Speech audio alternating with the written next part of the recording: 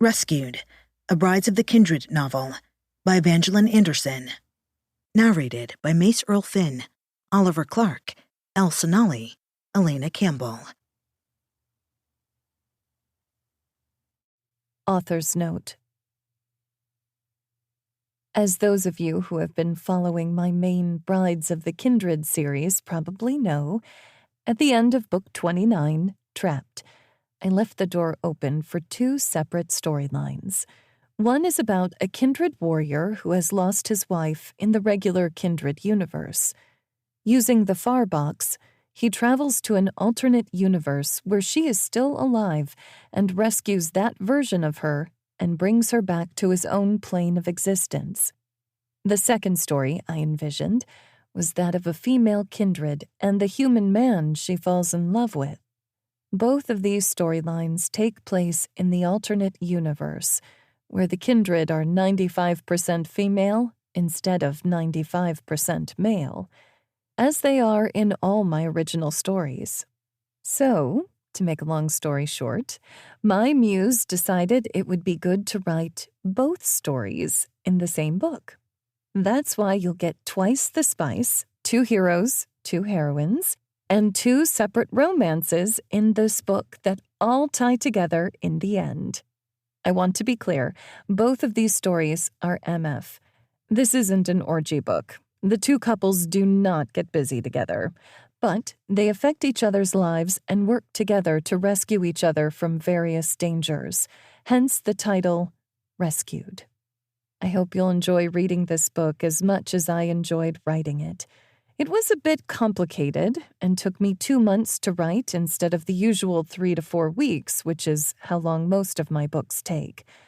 So I put extra love and attention into it.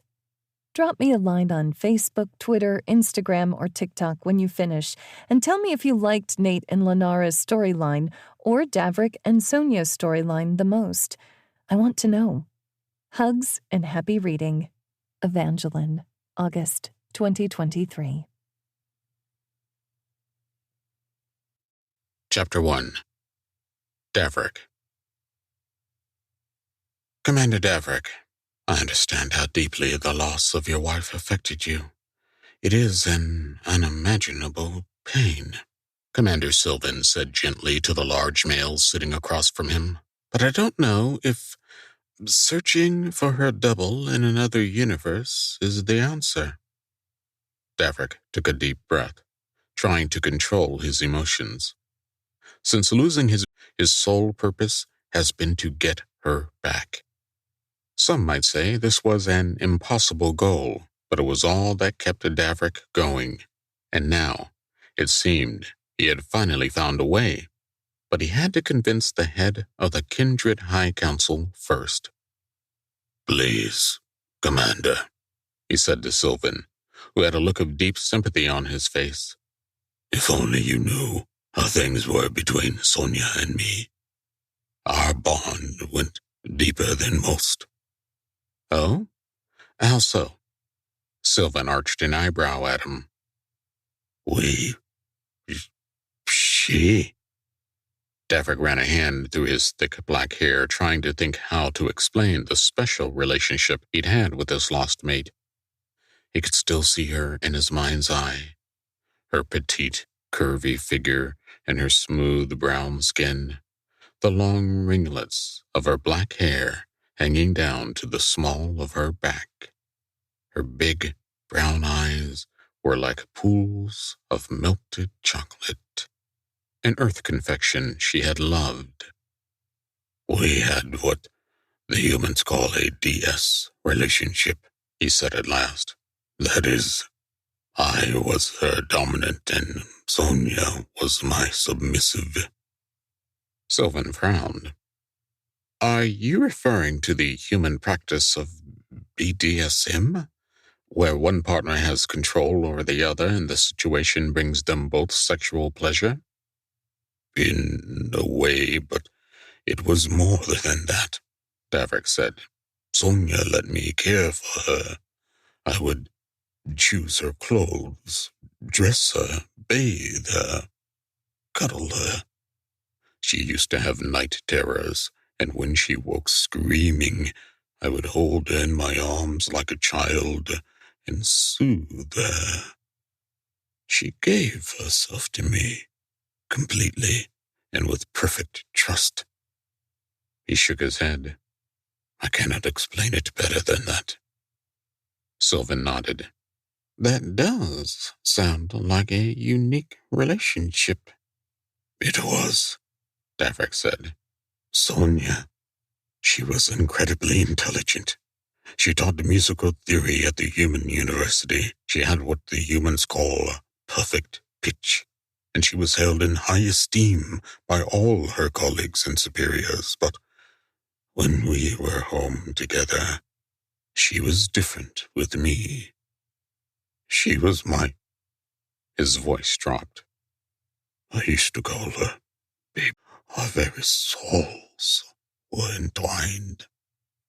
He put a hand over his face briefly, remembering the way Sonya had melted in his embrace, giving herself completely to be comforted and loved and cradled in his arms.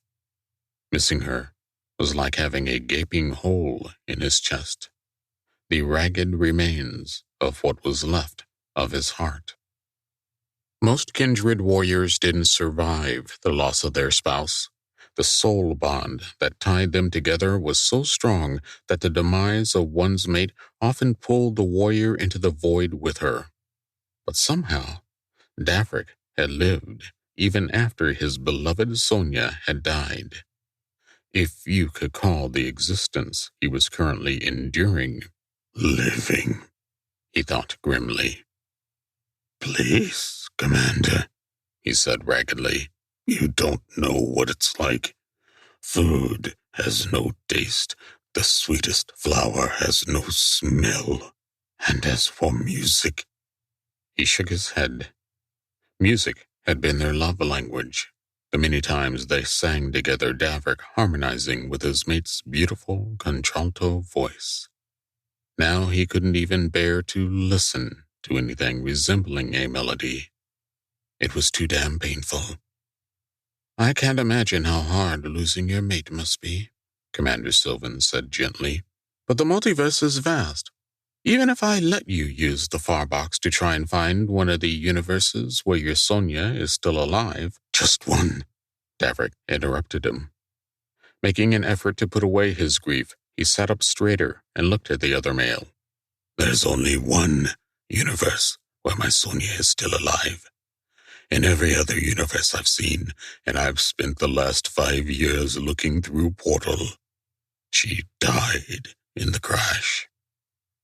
Portal, short for Positronic Orbital Rotating Time-Space Allocating Locator, was a device invented by a human scientist who lived aboard the mothership.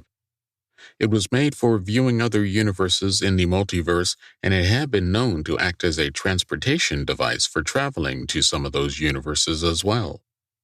However, there were limits on its travel capabilities. It seemed to choose at random whether to suck someone into another universe, which was why Davrik desperately needed to use the Farbox, an ancient kindred device which allowed a person to visit other universes at will.